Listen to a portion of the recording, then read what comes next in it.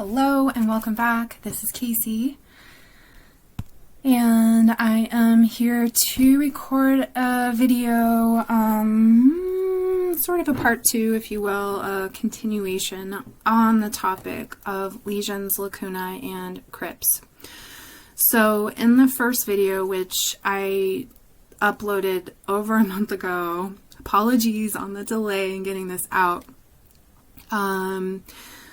we talked about the definition of the word lesion and how it is essentially a catch-all term for anything that is an injury or sign of harm in the iris. And so that would include lacuna and crypt. So in that video, we did, like I said, an overview, so feel free, if you haven't watched that already, to check that out.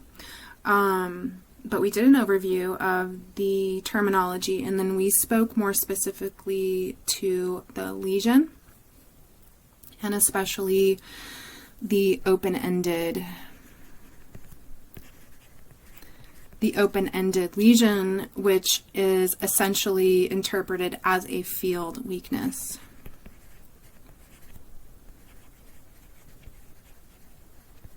So it's an area where we're seeing a lack of circulation and a lack of the ability of the lymphatic system. So again, more acts of circulation, not blood circulation, but lymphatic circulation, being able to remove waste from that area. So it's an area of likely compromise in whatever area of the body it's representing.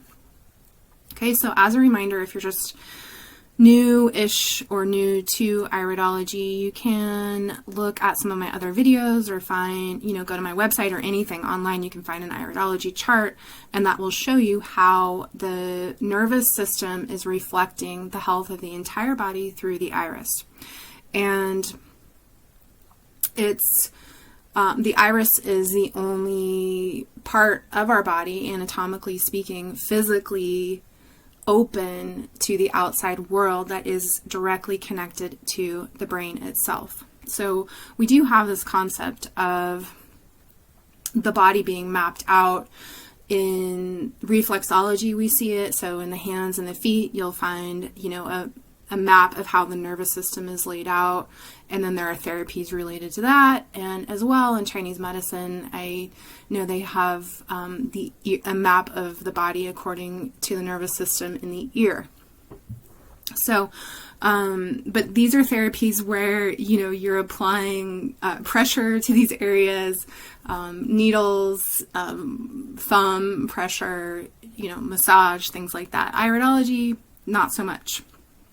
But the iris is showing us a living, breathing, and ever-changing landscape of what's going on inside of our bodies. So I want to so in this video, we are going to do just a very quick overview of this constitution of this eye. And then I'll show you the open-ended lesions, which I already highlighted in the last video, so that's going to be super quick. And then I'm going to switch eyes, and we're going to look at some more lacunae and crypts. So as a reminder, this is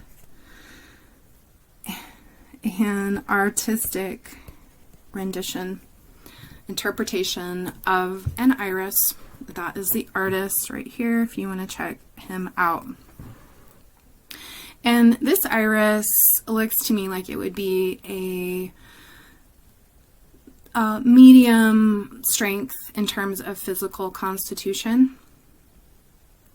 The iris fibers are somewhat loosely woven, but not extremely so.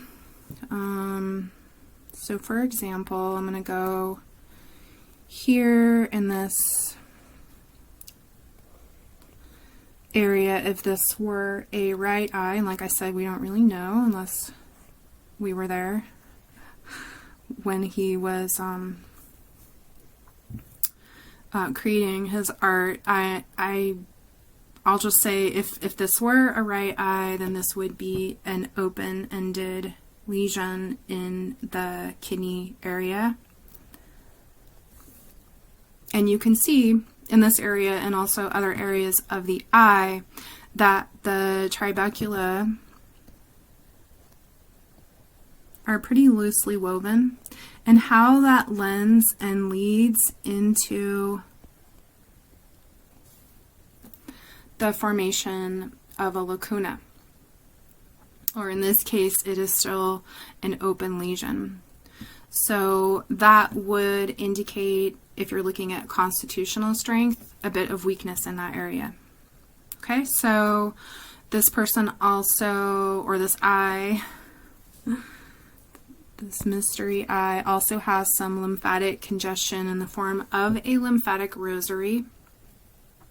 And I have I think I have a separate video on that lymphatic rosary, but here we have these clouds of lymph, and appearing as they would in the lymphatic zone, which would be, as in the body, just under the skin. It's where the majority of lymph is flowing. And so we can see some lymphatic congestion. We can also see some sulfur, some signs of sulfur in the stomach and bowel area in this orangey discoloration. And then let me go ahead and outline the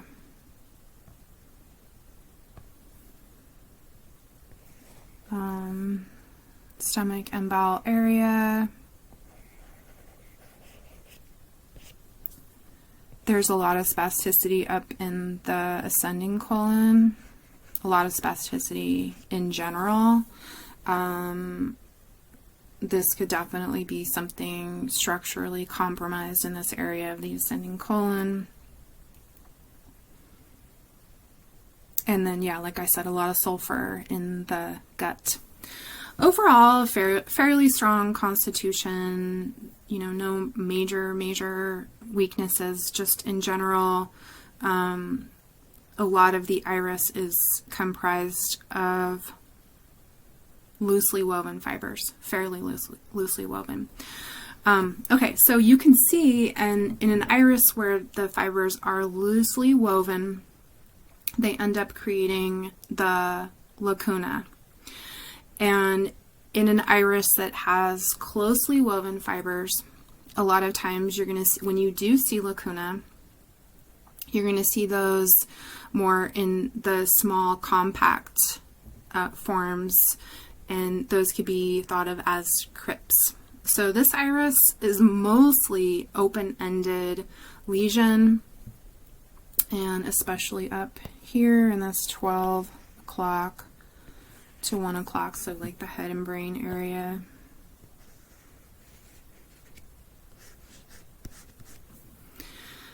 And then there's, I mean, I'm going to bring up another picture with way better examples of crypts, but in this region, which again, if this were a right eye, this would be like the shoulder area, a little bit of lungs in here. This would be, and I don't know if I've ever mentioned, I think everyone understands, but I think it's a valid question. So the left eye responds to the left side of the body, the right eye corresponds to the right side of the body. So if this were a left eye, this would be in the lung and shoulder area. So this would be something of a crypt right here.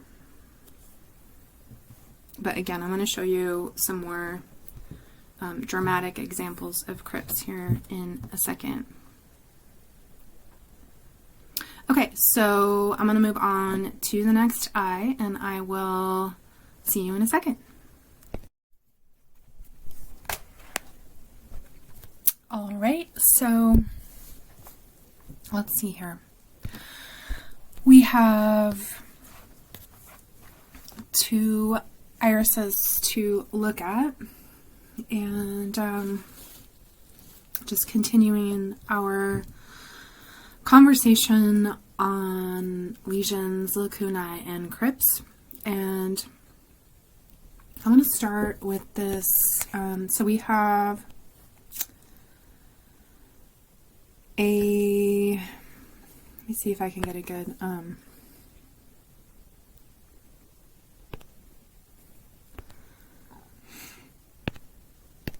okay, so we have a true blue on the left and a true brown iris on the right. And we're just going to go through and I'm going to highlight some of what I'm seeing in each of these eyes. So as a reminder, the lacuna is a closed off lesion. And there are many different shapes and sizes of lacuna. They have been named, especially in German iridology, they give them lots of different names, all from my perspective based on their shapes and sizes and just the nature of the lacuna. So when you see lacuna, you know that it is likely an inherited state. Most lacuna are genotype markings. What's going to vary within that lacuna according to lifestyle will be it's kind of like the depth or the color, which is reflecting the level of function and also the level of toxicity, which really are one and the same. So if you have an area of the body that's not receiving proper blood flow and likewise not receiving proper immune function from the lymphatic system by removing defunct or abnormal cells and especially cellular waste, that area will eventually close itself off. And that's where you get an open lesion that has turned into a closed lesion.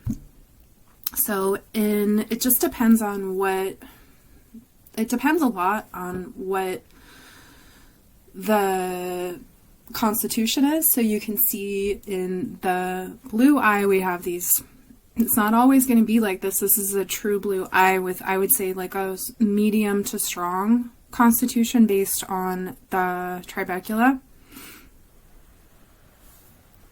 And then over on the right we have a true brown eye, which is inherently a very strong constitution.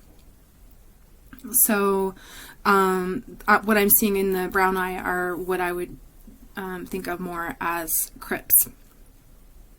But you could also have in a blue eye, like especially a silk type iris, could look pretty similar to this brown iris in the way that there wouldn't be any, maybe a few lesions, and that they would be small.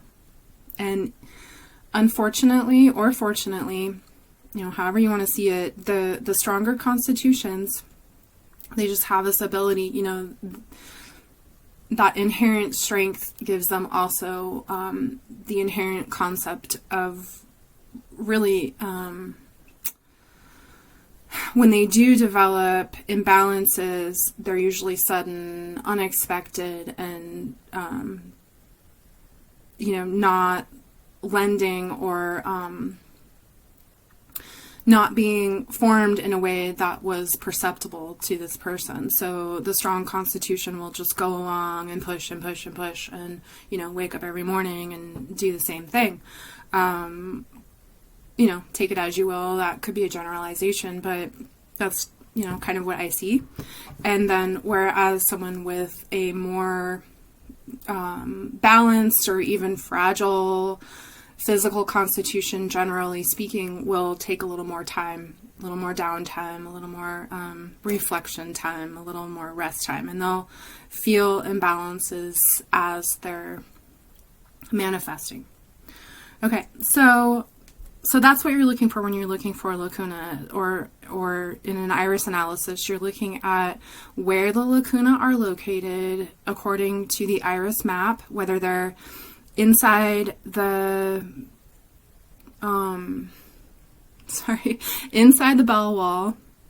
And I'm looking at both of these irises. Not each of them has somewhat of a not well-defined bell wall, so that's another topic for another video. But I would say this blue eye has a lot of lacuna very close to the bowel wall, whether they're right on the edge of it and outside of the gut area, or whether they're bordering. They're definitely stemming from some kind of stress within the bowel.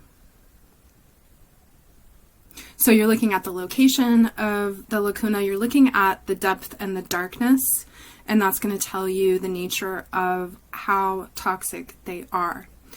And then will they change? Yes, absolutely. So they can change for the better or for the worse, just depending on your life and how you treat your body. So I have seen a lot of people are able to reverse the depth and darkness of their lacunas dramatically. And then also on the other side, you can see people that were born with maybe like an open-ended lesion that you can still see the fibers in, and that those will develop over time according to lifestyle. If they're, neglecting their health, they can develop into darker, more closed off, more defined and dramatic areas. And then the last stage would be like the most, in terms of the stages of health and dis-ease, using the terminology of acute, chronic, and degenerative.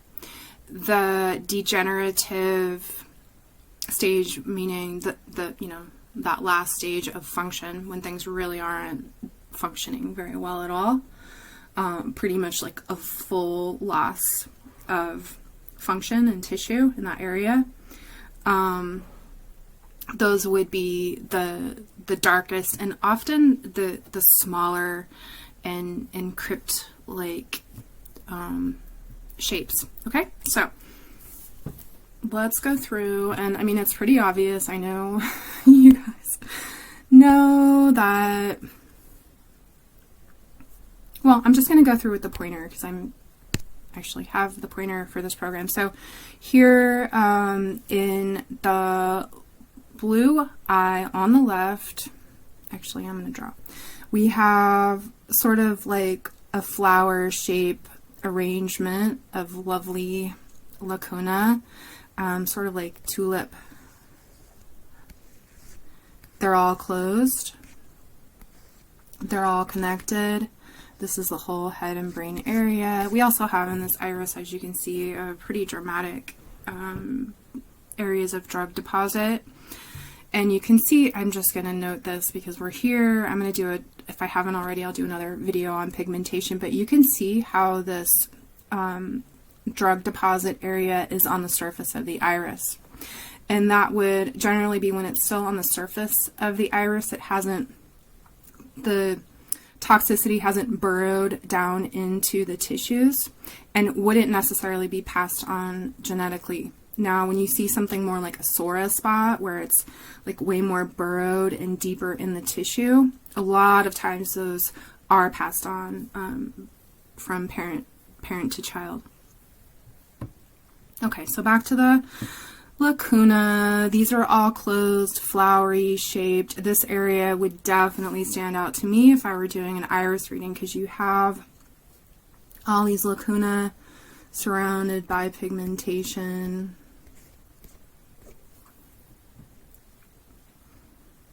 And again, if you're, when you're analyzing someone's eyes, you will have a chart nearby, unless you have a photographic memory of the iris chart, which you will develop. eventually. So, lacuna, all of these you can still see. This one's a little bit darker in here, but you can still see for the most part the iris fibers. I would say in this eye, this would be an area of concern, absolutely, because there are lacuna and it's very dark. So into a degenerative state in that area. And then, you know, some stuff standing out in here. This would be certainly on the inside of the bowel wall. Again, we have some discoloration likely from the presence of sulfur in the body and the gut in this area.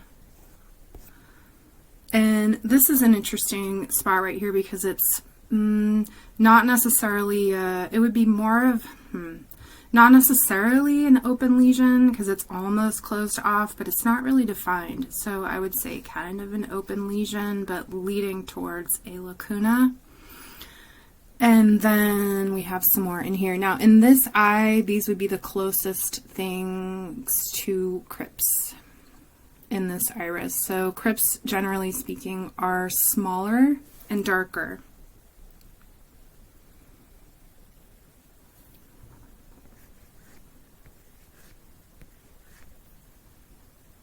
A little bit going on in here. Okay, so those would be the lacuna markings I'm seeing in that true blue eye. Let's move on to the brown eye. So again, you can have a really strong constitution, true brown or true blue eye, and you're going to see similar features. Now, in a true brown eye, you're not going to see necessarily the iris fibers laid out like you do in a true blue eye. They're very condensed. So in terms of the analogy of fiber, the brown eye would be of a velvet texture, and then the blue eyes range from silk to cotton to linen to, like, you know, burlap. And generally speaking, with the brown eye, it's a pretty safe bet to say you've got a pretty strong constitution, physically speaking. Okay, so in this brown eye, you can see that there are pretty obvious markings. We do have a substantial amount of little markings. I mean, these would actually probably be considered more like radii solaris. You can see they're like sort of splits right along the stomach lining. But then I think more applicable to this video would be these diamond-ish. They don't have to be diamonds. They're just smaller, they're darker, and absolutely they are representing areas where metabolic function is at its least in terms of vitality. I'm trying to think of a nice way to put that. A quote from Bernard Jensen about crypts. Crypts are small, closed, single lesions, usually very dark. Both lacunae and crypts indicate encapsulated areas of toxic material in which metabolic function has apparently ceased. He notes this as an inherited sign. Dark lacunas inform potential inherent weakness, activation through toxins, compression, physical trauma, and stress. From the German iridology perspective, they would consider both crypts and lacuna as precancerous signs. We don't really go there. Like from my training with Dr. Morse, and, you know, I just think just overall, my view on analyzing people's health is that you're always going to present the most positive outcome while also informing them of potential weaknesses.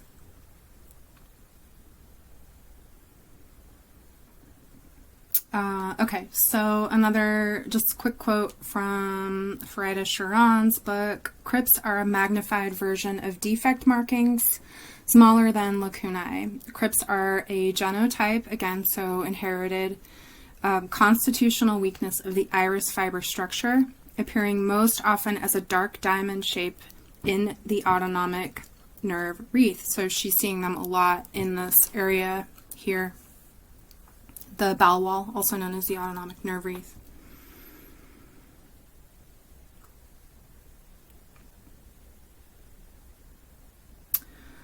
Their presence at major organs and glands is significant.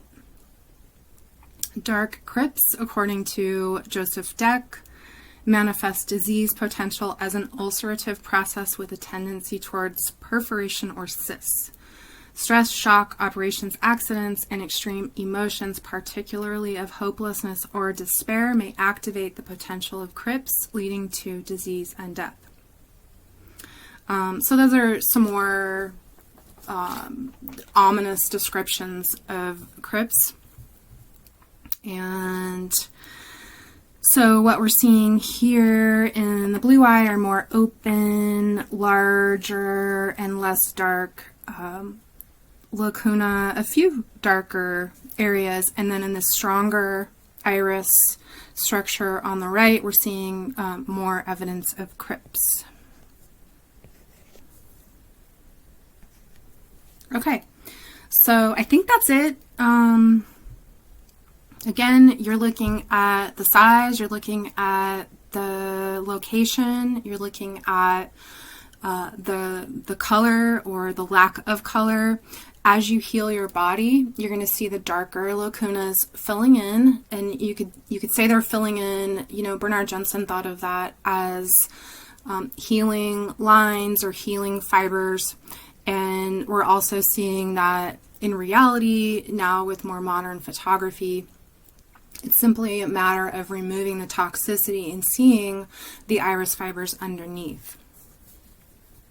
So with detoxification, raw foods, fasting, juicing, fruits, greens, you're going to see your eyes definitely change, and especially the nature and eventually the shape of the lacunas. All right, I hope that you enjoyed the video, and I will be back soon. And until next time, I hope you're all well. Okay, bye.